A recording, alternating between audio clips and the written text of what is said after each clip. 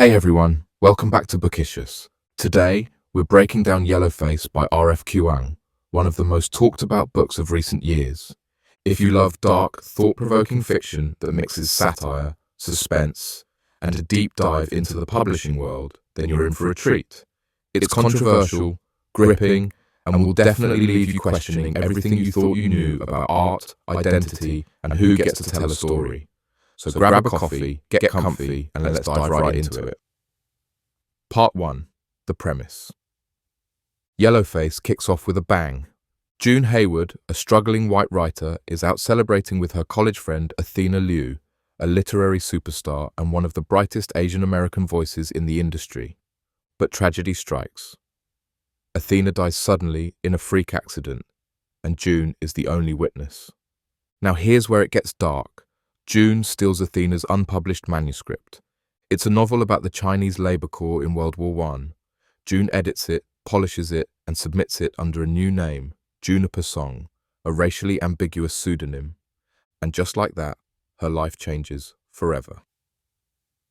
Part 2. From Obscurity to Fame. June's edited version of Athena's book, now titled The Last Front, becomes a literary sensation. Critics love it. Readers are moved. Publishers call it a masterpiece.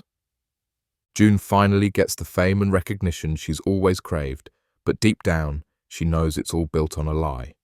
She tells herself she's honoring Athena's legacy, but she doesn't correct anyone who assumes she's Asian. She hides behind the ambiguity of her new name and enjoys the praise, the book deals, the TV rights, everything. But secrets don't stay buried for long. Part 3. Guilt, Paranoia, and Online Backlash. June starts spiraling. She's haunted by guilt, and maybe even Athena's ghost. An anonymous Twitter account starts posting evidence. People begin asking questions.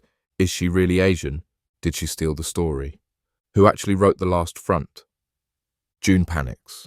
She tries to defend herself, writing essays, giving interviews, and positioning herself as misunderstood. But the internet doesn't hold back.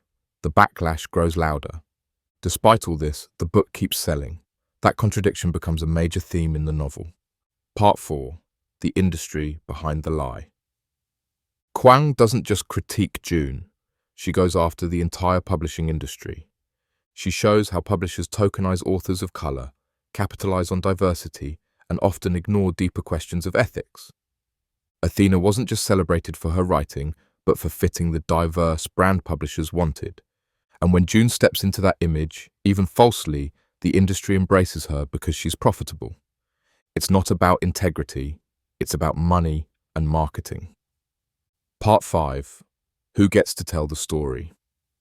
At the heart of Yellowface is the question, who gets to tell what story? June says fiction is about empathy and that writers should be allowed to write outside their identity. But Kuang challenges this.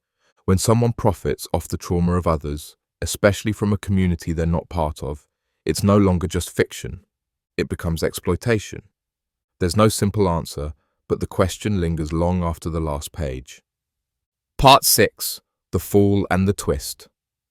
Eventually, the truth comes out. The anonymous account shares proof. June is exposed. Her publisher drops her, the movie deal collapses, and she's publicly shamed and rejected. But here's the twist.